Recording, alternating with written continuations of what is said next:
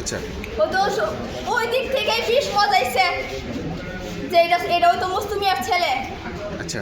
এদিক থেকে আমি সন্দেহ করতেছি। কে করতে পারে আপনার সন্দেহটা? আমি তো এলাকার কাউকেই চিনি। এরপর আপনার একটা সন্দেহ হয় না যে এদিকে না, না, না, আমি এলাকার কাউকেই চিনি। আল্লাহ আল্লাহ কে করতে পারে আমি সঠিক জানি না। তো আমার শ্বশুর অনেক শত্রু, ওরে বিএনপির 7 মাস 20 দিন জেল খাটাইছে।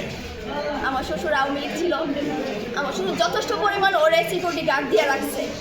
তারপরও এলাকার মধ্যে যে সোর্স ওরে বাজার থেকে ধরাই দিচ্ছে, তারপরে 7 মাস 20 দিন জেল খাইতে আসছে। মানে কি বলবো, মানে একটা লোকের যে এত শত্রু থাকতে পারে আমি বাপের জন্ম শুনি নাই। যাদের টাকা পয়সা আছে, ধন সম্পদ আছে, তাদেরও এত শত্রু থাকে না। কিন্তু আমার শ্বশুর যে শত্রু, ঘরের মানুষও অশত্রু। বুঝতে পারছো? মানে কেন, কিসের জন্য আমি এইটাই পাই না যে ওনার তো টাকা নাই, পয়সা নাই, কিচ্ছু থেকে কিছু নাই, ওনাদের জান পুঁজি, তো ওনার এত শত্রু থাকবে কিসের জন্য? আপনার হাজবেন্ড তো বাজারে ব্যবসা করতো। হ্যাঁ, আনন্দবাজার ব্যবসা করতো।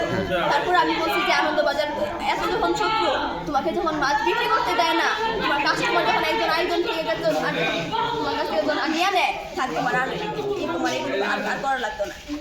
তারপর কেমনে যেন ওর কোনো ভাই বন্ধু দিয়ে সদরও কয়েকদিন করলো। সদরে যে প্রেসক্রিপশন যে লেখা, মনে হয় 3-4 মাস করছে।